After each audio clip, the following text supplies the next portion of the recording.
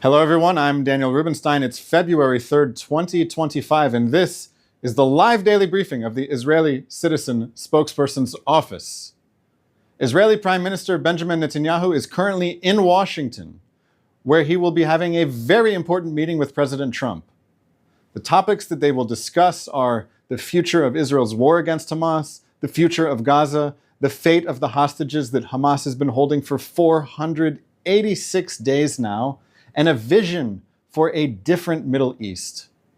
The United States and Israel have a shared goal. Hamas cannot be the government of Gaza.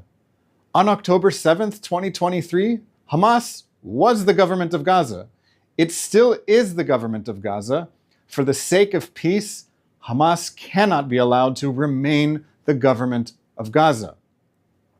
Gaza needs a new government that will make peace with Israel, not war with Israel. Hamas and UNRWA are educating the next generation of Gazans to pursue a forever war against Israel. Palestinian children in Gaza deserve to aspire to something other than martyrdom. If Hamas is in power, the children of Gaza will be taught that the best thing that they can do with their lives is to die fighting Israel. If Hamas is in power, peace and coexistence are impossible. Gaza cannot be rebuilt and should not be rebuilt if its government is promising more war that will lead to more destruction. It's common sense.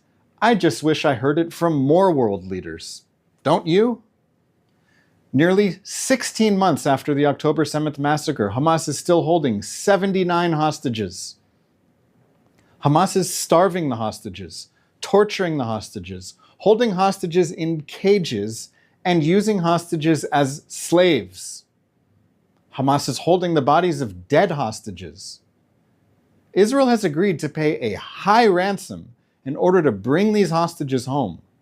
We need as much pressure as possible on Hamas and on the countries that support Hamas the most: Qatar, Turkey, Iran, and South Africa, until Hamas can never threaten the people of Israel again.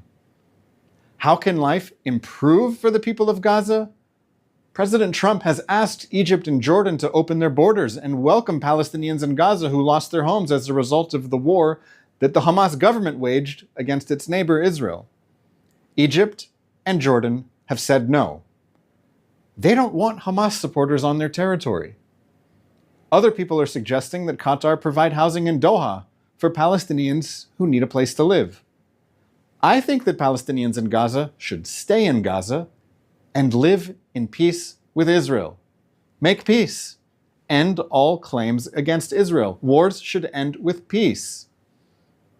The problem is that most of the people of Gaza are demanding the right to move to what's now Israel. How do I know this? Well, I just went to the UNRWA website. It says that UNRWA has registered 1.58 million people in Gaza as refugees.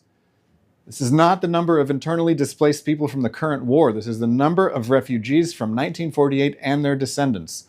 1.58 million people in Gaza believe that their true home is not Gaza. They believe that Gaza is their temporary home until they are able to liberate Palestine. There are around 2 million people in Gaza. This means that most of the people of Gaza believe that their real home is in what's now Israel.